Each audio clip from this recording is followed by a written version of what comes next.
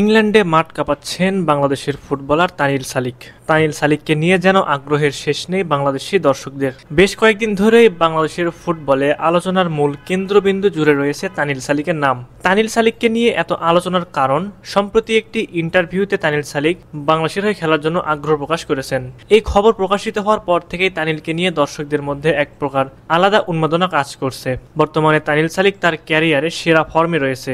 ইংল্যান্ডের third tyre EFL league 1 এর club Stephen's football ক্লাবের অনূর্ধ্ব 18 দলের হয়ে দুর্দান্ত পারফর্ম করে চলেছেন বাংলাদেশি বংশোদ্ভূত এই অ্যাটাকিং মিডফিল্ডার। 22 ম্যাচে 11 গোল আর 9 অ্যাসিস্ট করে নিজের প্রতিভার সর্বোচ্চ জানান দিলেন পুণ্যভূমি সিলেটের এই সন্তান। পুরো সিজন জুড়ে তানিলের ব্যক্তিগত অর্জন সম্পর্কে জানলে আপনার চোখ কপালে উঠবে।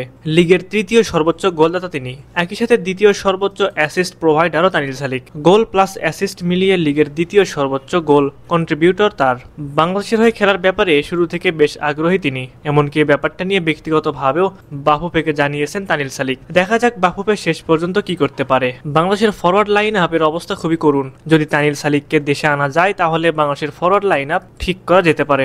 তানিল সালিক যে কিনা ইংল্যান্ডের লিগে খেলে এবং বাংলাদেশের হয়ে খেলার জন্য আগ্রহ প্রকাশ করেছেন, বাফুফেকে অবশ্যই তার সাথে যোগাযোগ করতে হবে। তানিল ইংল্যান্ডে জন্মগ্রহণ করলেও তার বাবা মা দুইজনই বাংলাদেশি।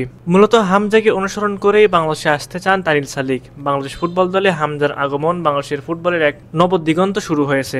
এতে করে দক্ষিণ এশিয়ার সবচেয়ে দামি দল এখন বাংলাদেশ, আর দামি খেলোয়াড় হামজা চৌধুরী। তবে হামজাই প্রথম নয়, প্রথম কোনো বাংলাদেশি বংশোদ্ভূত ফুটবলার হিসেবে বাফুফের সঙ্গে যোগাযোগ করেছিলেন জামাল ভুঁইয়া।